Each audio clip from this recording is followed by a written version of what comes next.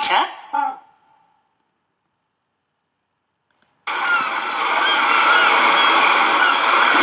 Peter, Pamela and Percy in the Big Spill by Lulu and T. Narrated by Lisa Templeton.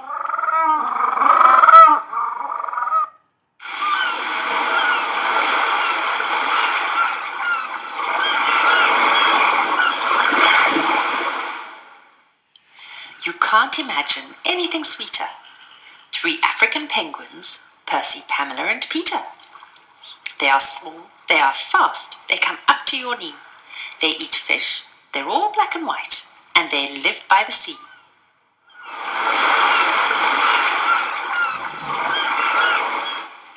Then, one day,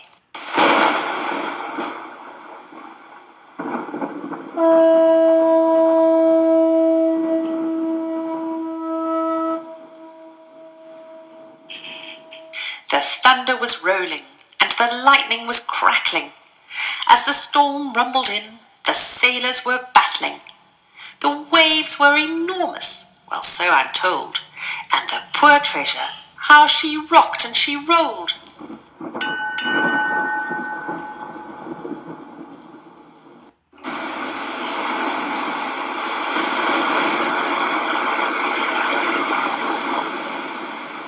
The wind blew a gale that pushed her to shore. It blew and it blew and it pushed her some more. But try as they might, the storm plundered on, and all hope of saving the treasure was gone. At last all was still, but do you know what they found? They found that the treasure had run aground. She was stuck in the sand. She was stuck good and fast. It was clear she was going nowhere as every day passed.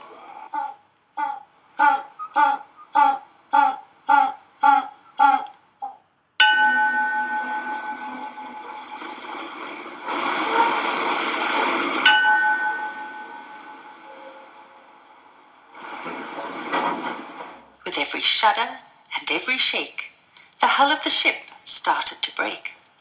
Oh, the things it would ruin and the things it would spoil if the hull split apart and spilt all its oil.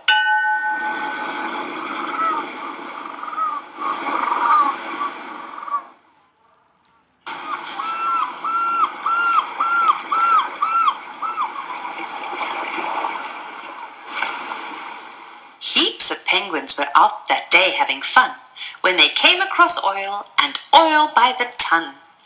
Peter said, "We'd better get out of the water real quick, else we'll swim slap bang into this huge oil slick."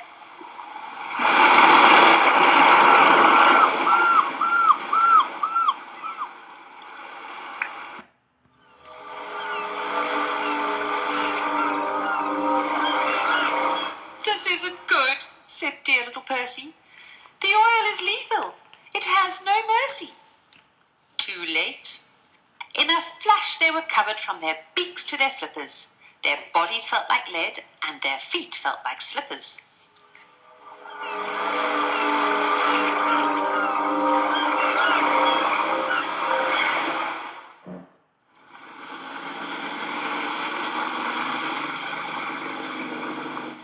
Oil stuck to their feathers like glue to a stick. If they didn't get help fast, they'd get really sick. Help came in droves, from near and from far. They were rescued by boat. They were rescued by car.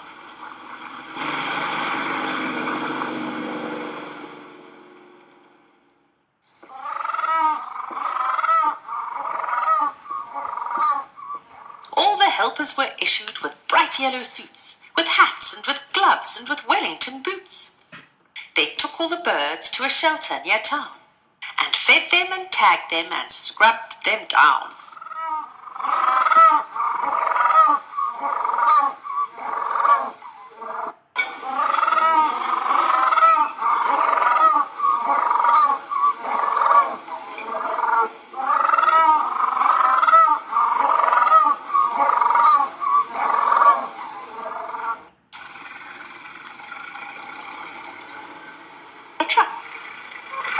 At last all the birds were ready to swim, but the sea was still filthy, so they went out on a limb. They packed all the birds in a box on a truck and shipped them out east to swim west with some luck.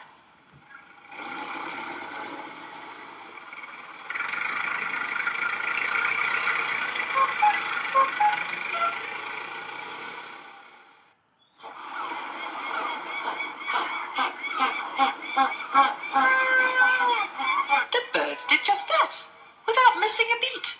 They headed straight for the water and swam in a fleet. Penguins can't fly through the sky as other birds do. But my, they can fly through the water. It's true.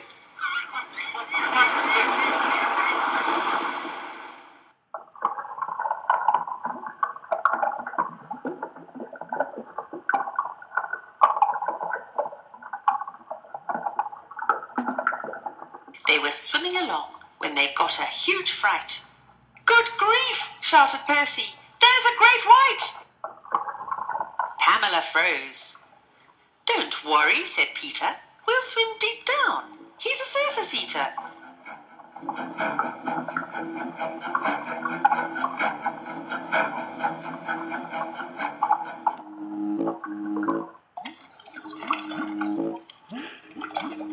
They dived to the bottom, and along they snuck.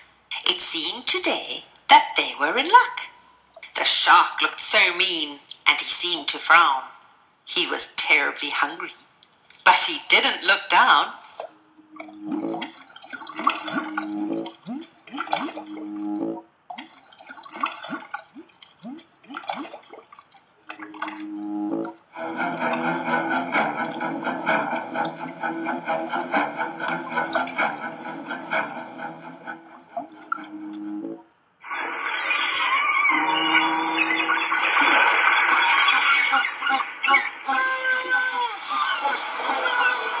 Phew, that was close. Peter heaved a great sigh. Sometimes I wish that these flippers could fly.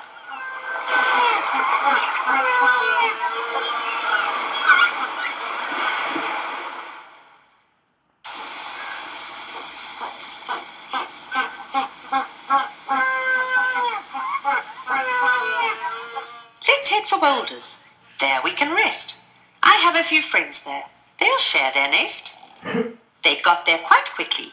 It had been a good run. They rested and chatted and slept in the sun.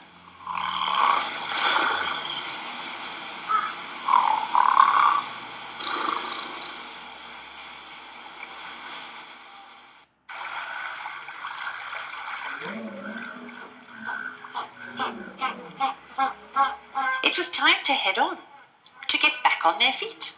They cruised round Cape Point where the two oceans meet. "Wow," chirped Pam, "that's a tail and a half. It must be a southern right whale and her calf."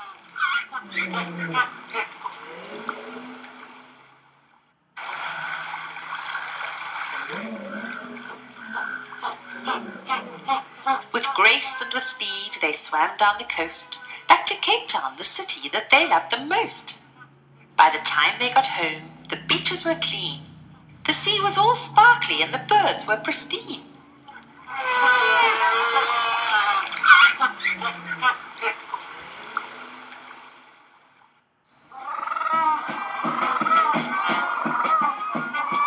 Their friends threw a party to welcome them back. They'd seen Pete on TV with his tracking backpack. What an adventure they'd had! How exciting! What fun! This was just the start. They had only begun.